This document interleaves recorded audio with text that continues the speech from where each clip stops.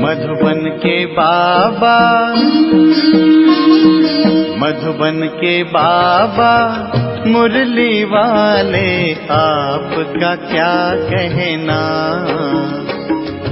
आपका क्या कहना। ओम शांति। आज 31 अगस्त 2023 के साकार मधुर महावाक्य हैं। आज मीठे मीठे बाप दादा बोले, मीठे बच्चे, अपनी स्थिति साक्षी तथा हर्षित रखने के लिए स्मृति में रहे कि हर आत्मा का अपना अपना पाठ है, बनी बनाई बन रही। बाबा ने कहा, मीठे बच्चे, अपनी स्थिति साक्षी तथा हर्षित रखने के लिए स्मृति में रहे कि हर आत्मा का अपना अपना पाठ है, बनी बनाई बन रही। बाबा ने आज प्रश्न पूछा है कि तुम बच्चे किस एक पुरुषार्थ द्वारा अपनी अवस्था जमा सकते हो।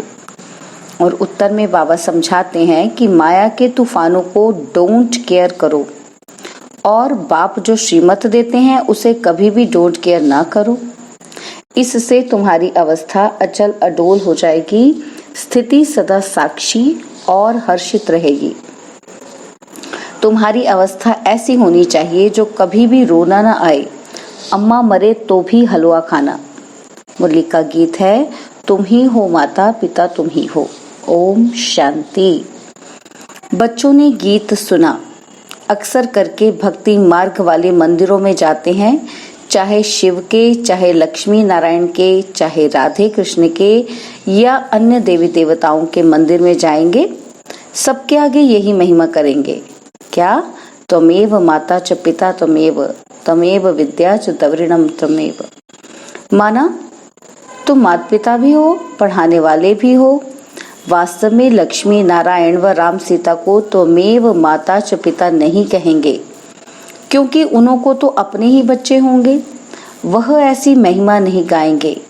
वास्तव में महिमा एक शिव की है। वह महिमा गाते हैं देव देव महादेव। माना तुम ब्रह्मा विष्णु शंकर से भी ऊंच हो। भक्ति मार्ग में तो कोई अर्थ समझ ही न सके। अब बाप कहते हैं, तुमने भक्ति बहुत की है, अब तुम मेरे से समझो और इस पर गौर करो कि सच क्या है, झूठ क्या है। तुम बच्चे अब समझते हो बाप के बारे में और देवताओं के बारे में जो भी महिमा करते हैं वे सारी रॉन्ग है। अभी जो मैं तुमको समझाता हूँ वही राइट है। बच्चों को समझाते हैं यह उल्टा वृक्ष है, इसका बीज है परमपिता परमात्मा। वह ऊपर में रहते हैं, वह तो चैतन्य बीज है ना, तुम ठहरे बच्चे। कई कहते हैं कि सब बीज आदि में भी आत्मा है, लेकिन वह तो जड़ है ना। बाप को कहा ही जाता है मनुष्य सृष्टि का चैतन्य बीज रूप। अब मनुष्य गाते हैं, ओ गॉड फादर। अच्छा, झाड़ को तुम चैतन्य ज्ञान सागर नहीं कहेंगे। मनुष्य में यह ज्ञान है कि यह बीज है। बीज में जरूर झाड़ का ज्ञान होना चाहिए, परंतु जड़ होने के कारण बता नहीं सकते। मनुष्य तो समझ जाते हैं कि बीज नीचे है, उनसे झाड़ निकला हुआ है। कल्प वृक्ष और बनियन ट्री की भेंट करते हैं, वह जड़ है, यह चैतन्य है। कलकत्ते में बड़ का बहुत बड़ा झाड़ है, उनका थूर सारा निकल गया है, सिर्फ झाड़ खड़ा है, फाउंडेशन है ही नहीं। वंडर है ना। बाप समझाते हैं इस झाड़ का भी फाउंडेशन है नहीं। देवी देवता धर्म प्राय लोप हो गया है, बाकी सारा झाड़ खड़ा है। कितने मठ पंथ हैं, यह है बेहद का झाड़। बेहद का बाप बैठ समझाते हैं। बाबा लिखते भी हैं कि शिव बाबा का बर्थडे हीरे जैसा है, क्योंकि शिव बाबा ही कौड़ी से हीरे जैसा बनाते हैं, स्वर्ग बनाते हैं। अभी तो भारत कितना कंगाल बन गया है। मनुष्य हम सो हम कहते हैं, परंतु समझते तो कुछ नहीं। हम आत्मा सो परमात्मा, परमात्मा सो आत्मा, यह ढिंडोरा सन्यासियों ने पिटवाया है। तुम अर्थ सहित जानते हो। हम सो ब्राह्मण बने हैं, फिर हम सो देवता बनेंगे, फिर हम सो क्षत्रिय वर्ण में आएंगे। आत्मा कहती है हम इन वर्णों में जाएंगे। हम शूद्र थे, अभी हम ब्राह्मण कुल में आए हैं। परमपिता परमात्मा ही सबको रचने वाला है। ब्रह्मा विष्णु शंकर देवताओं को भी रचने वाला वह है। अभी बाप बैठ बच्चों को समझाते हैं। तुम कहते हो त्वमेव माता च पिता त्वमेव, तो माता भी यह बरोबर है। बाप बैठ बच्चों को बहलाते हैं। भक्ति मार्ग में मीरा भक्तन थी, वह है भक्तमाला। ज्ञान माला भी है, ज्ञान माला का नाम है रुद्रमाला। रावण माला नहीं कहेंगे, रावण की भक्ति तो नहीं करते। राम माला है, भले भी रावण राज्य है परंतु रावण की माला नहीं होती, भक्त माला होती है, असुरों की माला तो नहीं होती। भक्त शिरोमणि में एक तो मीरा है, उनको श्री कृष्ण का साक्षात्कार होता था, लोक लाज सारी खोई थी। सेकेंड नंबर में शिरोमणि भक्त कौन है? नारद। हाँ, उनका गायन है, दृष्टांत दिया जाता है। यह तो सब बातें बैठ बनाई है, रियल नहीं है। बाप कहते हैं मेल फीमेल सब सीताएं हैं, सब रावण की शोक वाटिका में है। लंका की बात नहीं, भारत की ही बात है। एक ही बाप सर्व का सद्गति दाता है, वह एक ना हो तो भारत कुछ काम का नहीं है। सबसे जास्ती पतित और सबसे जास्ती पावन भारत ही बनता है। भारत ही सबसे बड़ा तीर्थ स्थान है। भल अपने अपने पैगंबरों के तीर्थों पर जाते हैं परंतु सबका सद्गति दाता एक बाप है। भारत ही अविनाशी खंड है। बाप कहते हैं मैं यहाँ आकर भारत को जीवन मुक्ति देता हूँ, बाकी सबको मुक्ति देता हूँ। सबका सद्गति दाता मैं हूँ। सचखंड स्थापन करने वाला बाप एक ही है। सचखंड में राज्य करने के लिए बच्चों को लायक बनाते हैं, खुद राज्य नहीं करते। बाप बैठ समझाते हैं मैं कल्प कल्प आता हूँ भारत को सद्गति देने, बाकी सबको गति में वापस ले जाता हूँ। हर एक मनुष्य मात्र की जो आत्मा है, हर एक में अविनाशी पाठ भरा हुआ है। इसको कहा जाता है बनी बनाई बन रही। समझो किसी का बाप मर गया, उसने जाकर दूसरा जन्म लिया, अब रोने से क्या होगा? साक्षी होकर देखना है। यह ड्रामा है, इसमें रोने की दरकार नहीं। ग्रस्त व्यवहार में तो रहना है। अम्मा मरे तो भी हलवा खाओ, बीबी मरे तो भी हलवा खाओ। यह उन्हों के लिए है जो ग्रस्त व्यवहार में रहते हैं। तुम्हारी अवस्था ऐसी होनी चाहिए जो कुछ भी दुख ना हो। बेहद के बाप को याद करते रहना है। इतनी अडोल अवस्था होनी चाहिए जैसे अंगद को रावण हिला नहीं सका। माया है बड़ी जबरदस्त, तुम स्थिरम रहते हो। माया के कितने भी तूफान लगे, डोंट केयर, घबराना नहीं है, फंक नहीं होना है। पुरुषार्थ करके अवस्था को जमाना है। बातें तो बहुत अच्छी समझाते हैं। तुम समझते हो हम पार्वतियां हैं। शिव बाबा अमर कथा सुनाते हैं। अमर लोक में है आधि मध्य अंत सुख, और इस मृत्यु लोक में तो आधि मध्य अंत दुख ही दुख है। त्योहार आदि सब इस समय के हैं। लक्ष्मी नारायण आदि का कोई त्योहार नहीं। वह क्या सर्विस करते हैं? तुम ब्राह्मण बहुत सर्विस करते हो। देवताओं की आत्मा को सोशल वर्कर नहीं कहेंगे, ना जिस्मानी ना रूहानी। तुम हो रूहानी जिस्मानी डबल सोशल वर्कर। अच्छा, मनुष्य को नष्टमोहा बनने में मेहनत लगती है क्योंकि उनके पास कोई एम ऑब्जेक्ट नहीं है, और यहाँ तो तुमको बहुत प्राप्ति है तो बहुत नष्टमोहा होना चाहिए ना। अगर प्राप्ति बहुत है तो बाबा क्या कहते? नष्टमोहा होना चाहिए। एक बाबा के साथ योग लगाना है। बाबा, ओ मीठे बाबा, आपको हमने पूरा जान लिया है। आगे तो सिर्फ कहने मात्र गॉड फादर कहते थे, अभी तो आप आए हो फिर से स्वर्ग की राजाई देने। यह कलयुग तो कब्रिस्तान होने वाला है, इसलिए हम इसको क्यों याद करें?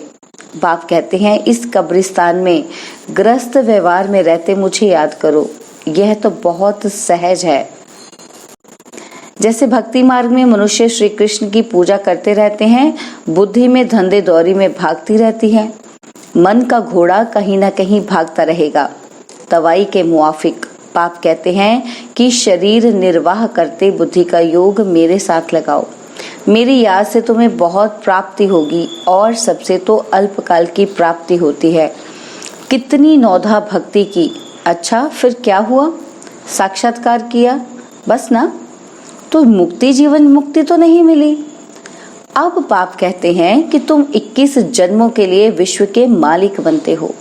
स्वर्ग में गर्भ भी महल होता है और यहाँ तो गर्भ जेल है। लोग श्री कृष्ण जन्माष्टमी आदि कितना धूमधाम से मनाते हैं।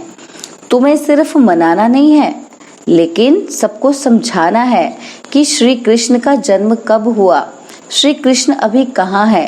तुम जानते हो, अभी हम कृष्णपुरी का मालिक बनने के लिए पढ़ रहे हैं। बाप के पास बैठे हैं, बाप को हाथ जोड़े जाते हैं क्या? टीचर पढ़ाते हैं तो क्या उनको हाथ जोड़ना होता है? महिमा करनी होती है। टीचर से तो पढ़ना है। बच्चे बाप को घड़ी घड़ी हाथ जोड़ते हैं क्या? इस समय तो तुम घर में हो, तुमको भासना आती है यह बाप भी है, पतित पावन भी है। इस समय 5 विकारों का ग्रहण लगने के कारण तुम बिल्कुल ही काले बन गए हो। 5 विकारों ने काला कर दिया है। सतयुग में तुम गोरे सुंदर थे, अभी श्याम हो। श्री कृष्ण सुंदर था, अभी श्याम है। कितने बारी श्याम और सुंदर बना होगा। कंसपुरी ही कृष्णपुरी बन जाती है और कृष्णपुरी फिर कंसपुरी बन जाती है। तुम आत्माएं ही तो ब्रह्मांड की रहने वाली हो। ब्रह्म तत्व कहा जाता है। अहम ब्रह्म कहना भी भ्रम है। तुम ब्रह्मांड के मालिक हो। तुम्हारा सिंहासन ब्रह्मांड है। बाप कहते हैं मैं तो ब्रह्मांड का मालिक हूँ ही। तुम आत्माएं भी कहते हो कि हमारा देश वास्तव में ब्रह्मांड है। वहां तुम्हारी आत्माएं पवित्र हैं। तुम ब्रह्मांड के मालिक हो तो फिर विश्व के भी मालिक हो। मैं तो सिर्फ ब्रह्मांड का ही मालिक हूँ। मुझे इस पुराने तन में आना पड़ता है। जिसने पूरे 84 जन्म लिए हैं, बच्चों को मुरली अच्छी तरह 5-6 बार पढ़ना व सुनना चाहिए, तभी बुद्धि में बैठेगी और खुशी का पारा चढ़ेगा। माया घड़ी घड़ी याद भुला देती है। इसमें कोई हठ आदि करने की बात नहीं। फुर्सत मिली, अच्छा बाबा को याद करना है, कछुए मिसल। सबसे अच्छा है अमृत वेले का टाइम, उसका असर सारे दिन रहेगा। यह भी बच्चों को समझाया गया है कि पहले खिलाने वाले को खिलाकर फिर खाना है। शिव बाबा के यज्ञ से खाते हैं तो फिर पहले उनको भोग लगाना पड़े।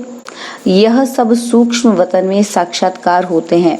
ड्रामा में नूंद है, तुमको भोग लगाना है शिव बाबा को। वह तो निराकार है।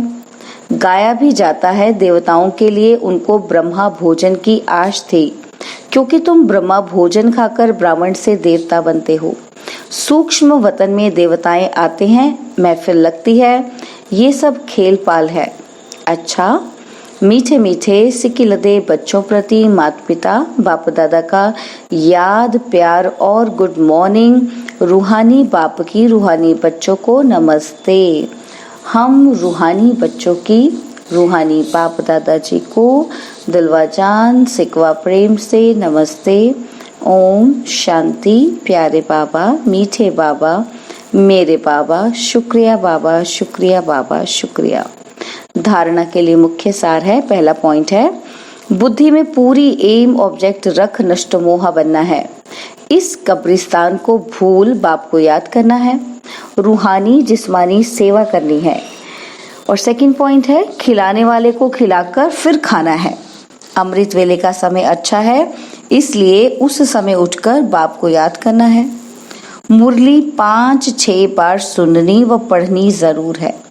वरदान, अलौकिक स्वरूप की स्मृति द्वारा अलौकिक कर्म करने वाले सदा समर्थ आत्मा भव। अलौकिक स्वरूप की स्मृति द्वारा अलौकिक कर्म करने वाले सदा समर्थ आत्मा भव। ब्राह्मण जीवन अर्थात अलौकिक हीरे तुल्य अमूल्य जीवन। इस अलौकिक जीवन की स्मृति से व अलौकिक रूप स्वरूप में स्थित रहने से साधारण चलन साधारण कर्म नहीं हो सकता। जो भी कर्म करेंगे वह अलौकिक ही होगा, क्योंकि जैसी स्मृति होती है वैसी स्थिति होती है। स्मृति में रहे एक बाप दूसरा न कोई, तो बाप की स्मृति सदा समर्थ बना देगी। इसलिए हर कर्म भी श्रेष्ठ अलौकिक होगा। स्लोगन है, स्व उन्नति का यथार्थ चश्मा पहन लो तो सबकी विशेषताएं ही दिखाई देंगी। स्व उन्नति का यथार्थ चश्मा पहन लो तो सबकी विशेषताएं ही दिखाई देंगी। ओम शांति। और अब यह एक बहुत अच्छी वीडियो भी जरूर देखें।